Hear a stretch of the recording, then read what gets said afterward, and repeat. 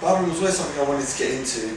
So I went to university because my parents, they didn't force me to get into it or anything, even though my dad was a barber and my granddad was a barber. So I kind of always wanted to get into it, but never rushed myself. So once I did my degree, I realised that education wasn't for me. So I kind of told my dad I want to get into barbering. I started working in the shop. Like, obviously barbering's always been in my life. Like, I've grown around it, been around it for years and years. But I learned in the shop. Yeah, the shop here is where I kind of learned everything. Shop's the baby. My father kind of was the motivation and the inspiration behind it. Yeah. How many generations have your family been in barbering? So I'm a third generation barber now. So yeah, my granddad was a barber. My dad was a barber. I've got a family that are barbers as well, cousins. I trained at one of the barber academies. I did at Total Barber just to gain my level 2 MVQ. And yeah, I was pretty much self-taught here and then did the course just to gain the qualification because it's pretty vital what you need these days to get into the working world, they say. So I started here and then I kind of wanted to broaden my horizons. So I started applying for jobs. I managed to get a job at Shoreditch house. And then I got a job, and then they, the brand, because we was in-house and then they broke away and they relocated just 30 seconds up the road into a space that was open to the public, not just for members only. And so I work there 3 days a week, and then I do the occasional one day here to cover when it's busy. So me, myself personally, I like to keep it, obviously I do enjoy doing the typical Shoreditch cuts, like how, you know, short on the sides, long on the top, as they're all having it these days, but I love a classic pompadour. I like smart, classic, vintage 30s, 40s, 50s cuts.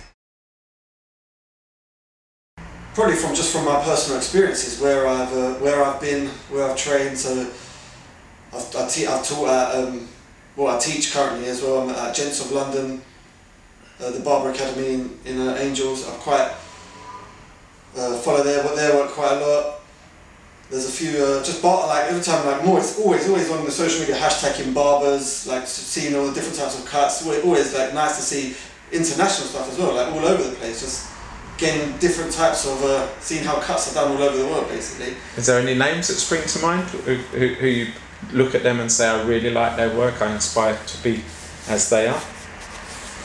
If I'm gonna, yeah, probably there's like this classic, the Nomad Barber. I'm always following him and seeing his stuff. He's kind of been pretty inspirational.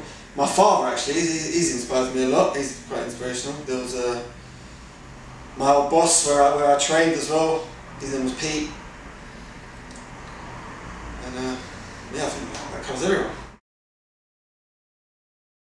So I love personally, my own satisfaction is I love meeting new people.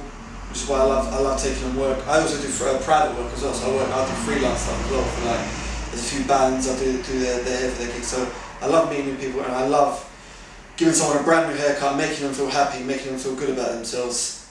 Can't be the feeling of a fresh haircut.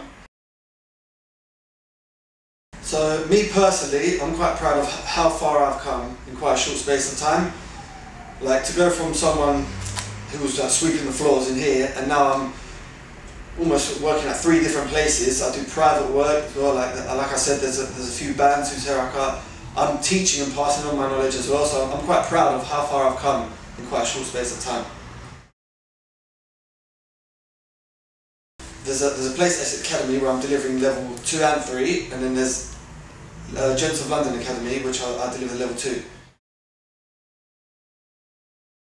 Okay, so level 2, you've got your just like, you know, kind of go from 0 to hero, from basic cutting, so like scissor, comb, just simple techniques, clipper work.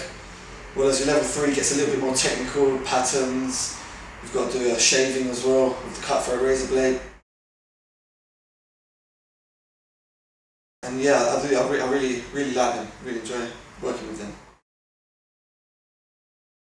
There was not a need, just again from what I saw on Instagram and social media, and I was like, oh, that looks like a good tool, and then I'd Google it. So that's what I do, I just proactive like that, and then I searched it up and it was like only available in America, so shipping costs and all this, and you have to get it over. So I haven't got as many as I would like to get, let's say.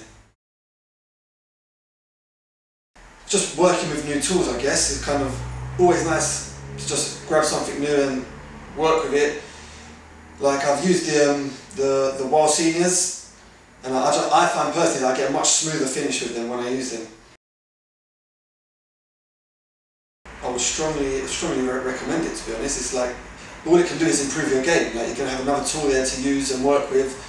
Always good to keep improving. If the minute you just stay constant and just keep doing the same thing, it becomes repetitive and you kind of lose the excitement as well. You just want to always keep using new tools. Cool. It is very different, and I love the contrast. That's kind of why I'll never forget like the heritage of this barbershop. Whilst I would never want to kind of be out of the action in Shoreditch, I love the contrast between the two. So, for example, we've got very different clientele. So, for instance, the clientele here. One thing we like to do in Shoreditch is have very good, strong consultations. So we talk to the client and we kind of describe the haircut in a lot more depth. Here, which is quite funny, the more questions you ask, it seems like the less you know about barbering. So everybody just sits in there just saying, 2 back and sides and that's it. But in Shoreditch, the less questions you ask, the less it seems that you know. So it's funny the difference in the contrast. Yeah, because this is like let's say this is a community barbershop. It's been here for almost 50 years. So everybody knows what they're getting here. It's just they come in, get the haircut, they know what they're getting. Shoreditch is more of a luxury service. So they come in, they can have teas and coffees from the bar. They get like hair washing, for example. We take them over to the basin, they lay their hair back. Here's more of a barbershop, you lean the client forward to wash their hair. Just little things like that. We wrap towels around them, put cotton wool around them, we put the elastic around the neck when we're doing the haircut. So just little differences that all add up.